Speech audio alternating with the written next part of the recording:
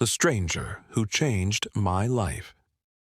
Life in my small town had always been simple, predictable even. Every day I followed the same routine: wake up before dawn, help my mother with chores, and rush to school, only to sit silently at the back of the class. I wasn't the smartest student, and English was my biggest fear. It wasn't just the complex grammar or the endless vocabulary, it was the fear of speaking, of making mistakes, and of being laughed at. Our English teacher, Mr. Shaw, was kind but strict. "You must practice speaking," he often said. "Language is like water. It flows when you let it." But how could I let it flow when every attempt felt like drowning? I remember the day clearly. It was the end of term, and I had just failed another English test. My friends were excited about their vacation plans, but I was dreading the scolding I'd get at home. I decided to visit my grandmother in the city. Perhaps a change of scenery would help me clear my mind. I packed my small bag and walked to the train station. The platform was crowded, buzzing with people and their stories. I found a corner and waited for the train, lost in my thoughts.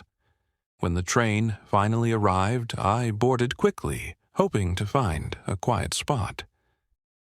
I settled near the window, clutching my worn-out notebook filled with half-finished English exercises. I had barely noticed when someone sat across from me. "Hello?" A voice interrupted my thoughts. Startled, I looked up. A man in his mid-30s smiled warmly at me. He had a kind face, weathered yet gentle, and eyes that seemed to hold countless stories. "Hello," I replied softly, hoping that would be the end of our conversation. But he wasn't deterred. "Going far?" "Yes," I said. "To the city, visiting my grandmother." "Ah," he nodded.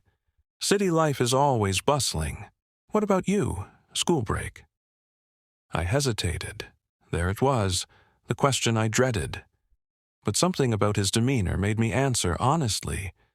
"Yes, but I don't do very well in school." He raised an eyebrow, intrigued. "Why's that?" I sighed, debating whether to share. Finally, I admitted. "English. I'm terrible at it." Instead of the pity or the usual advice, he simply smiled. "Would you believe me if I told you I was once worse than terrible?" I blinked, unsure if I heard him right. "You? But you speak so well." He chuckled softly. "Now, maybe, but not always." I leaned in, slightly, curious. What changed? And that's when the train journey turned into a story I would carry for the rest of my life. "I grew up in a village much like yours," he began. "My father was a farmer, and my mother took care of our home. Education wasn't a priority. Survival was. But I loved to learn. Books were my escape, except for one subject, English. It felt foreign, distant, impossible." He paused, as if reliving those memories. "I remember sitting in my classroom, feeling invisible whenever the teacher asked a question. My classmates laughed at my broken sentences.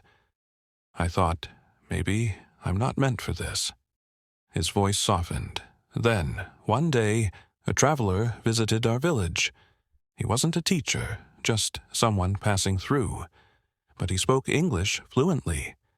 I gathered the courage to ask him how he learned it. 'What did he say?' I asked, captivated.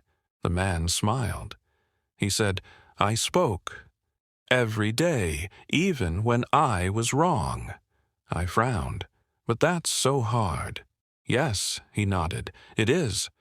But he explained that language isn't about perfection, it's about connection. He encouraged me to start small. One sentence a day, just one." I listened intently as he continued. So I did.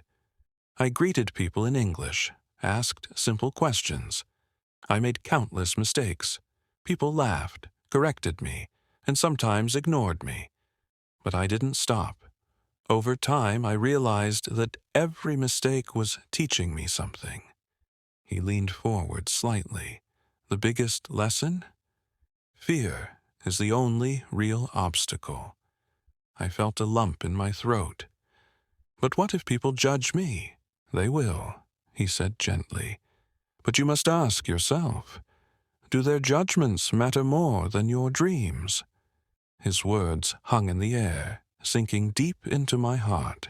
The train rattled along the tracks, and for a moment we sat in silence. Then he asked, "What's one sentence you can say in English right now?" I hesitated, then whispered, I am going to the city." "Perfect," he exclaimed, making me smile. "Now, add more. Why are you going to the city?" I am going to the city to see my grandmother," I said, stumbling slightly. "Great. Now, say it without worrying about mistakes." I repeated it, feeling a little more confident. "See? You can do it," he encouraged. "Now, let's keep going." For the next few hours we spoke. I made mistakes, many mistakes, but he never laughed. He corrected me patiently, praised my efforts, and shared more of his own struggles. He told me how he had left his village, worked odd jobs in the city, and used every opportunity to practice English, talking to strangers, reading newspapers, and even singing songs in English. "Did you ever feel like giving up?" I asked. "Every day," he admitted. But every time I wanted to quit, I asked myself, what if tomorrow is the day I finally get it right? His words echoed in my mind. What if tomorrow is the day I finally get it right? As the train approached the city, I felt a strange mix of hope and sadness. I didn't even know his name, yet he had given me something priceless, belief in myself. When we reached the station, he stood up and gathered his belongings. "Well, this is my stop." I felt a pang in my chest. "Will I see you again?" He smiled, a little wistfully. "Life is unpredictable. But remember, every time you speak, I'm cheering for you." Before I could respond, he handed me a small notebook. "Write one sentence in English every day, and never stop speaking." With that, he disappeared into the crowd, leaving me standing there, clutching the notebook tightly. Months passed, and my confidence grew. The words that once felt foreign became familiar. I started helping my classmates, sharing the lessons the stranger had taught me.